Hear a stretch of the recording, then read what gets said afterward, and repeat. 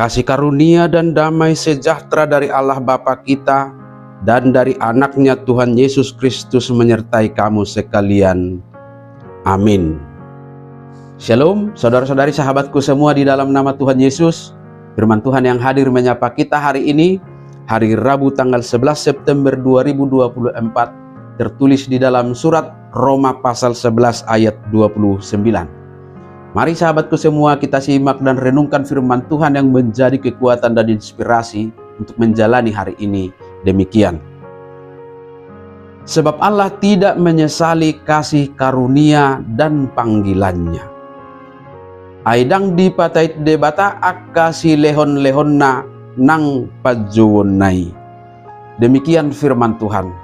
Sahabat renungan harian, saudara-saudariku yang terkasih di dalam nama Tuhan Yesus, ada dua perspektif tentang umat Israel dalam pandangan Allah yang dijelaskan oleh Paulus. Dua perspektif itu dicatat dalam ayat 28. Yang pertama adalah bahwa mengenai Injil, Israel adalah seteru Allah. Karena dalam konteks pemberitaan Injil, orang Israel menolak Yesus sebagai Mesias. Maka dalam hal ini mereka dianggap sebagai seteru atau musuh Allah.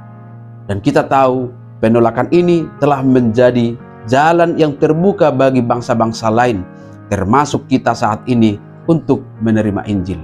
Perspektif kedua adalah bahwa mengenai pilihan, mereka adalah kekasih Allah oleh karena nenek moyang mereka.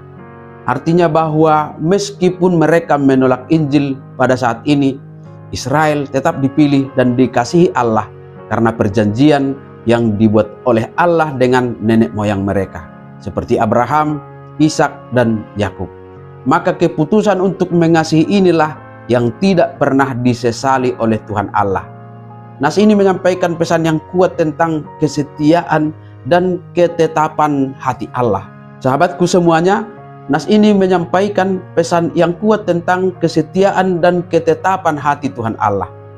Dan kasih setia serta ketetapan hati Tuhan Allah inilah juga yang disediakan bagi kita sampai hari ini hingga kekal sampai selama-lamanya.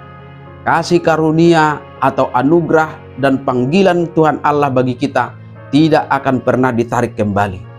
Tuhan Allah tidak menyesali keputusannya untuk memanggil dan mengaruniakan kita keselamatan. Dia tetap setia pada janji-janjinya, meskipun kita seringkali gagal dan jatuh dalam dosa serta kejahatan. Namun demikian, kita harus menunjukkan sikap yang benar dalam merespon kasih karunia yang kekal itu.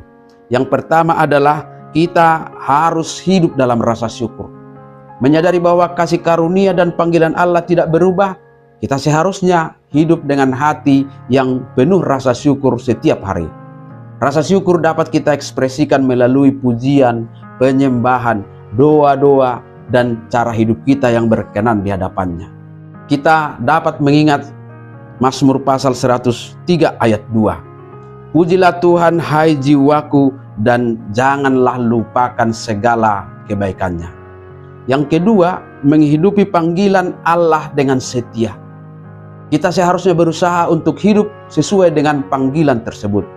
Paulus dalam Efesus pasal 4 ayat 1 mengatakan, supaya hidupmu sebagai orang-orang yang telah dipanggil berpadanan dengan panggilan itu. Ini berarti kita harus mengejar kesucian, kebenaran, dan melakukan kehendak Allah dalam hidup kita.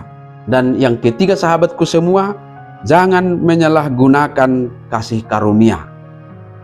Karena Tuhan Allah tidak menyesali kasih karunia-Nya, kita harus berhati-hati agar tidak menyalahgunakan anugerah tersebut sebagai alasan untuk terus-menerus hidup di dalam dosa atau mengabaikan perintah Tuhan Allah. Dengan demikian kita dimotivasi untuk bertekun dalam iman. Meski terkadang kita harus mengalami kegagalan. Meskipun kita gagal, kita seharusnya tidak menyerah saat kita jatuh atau menghadapi tantangan dalam iman kita. Allah tetap setia dan kita dipanggil untuk bangkit kembali, bertobat, dan melanjutkan perjalanan iman kita dengan tekun. Kiranya Tuhan Allah menguatkan kita. Amin. Selamat beraktivitas. Tuhan memberkati.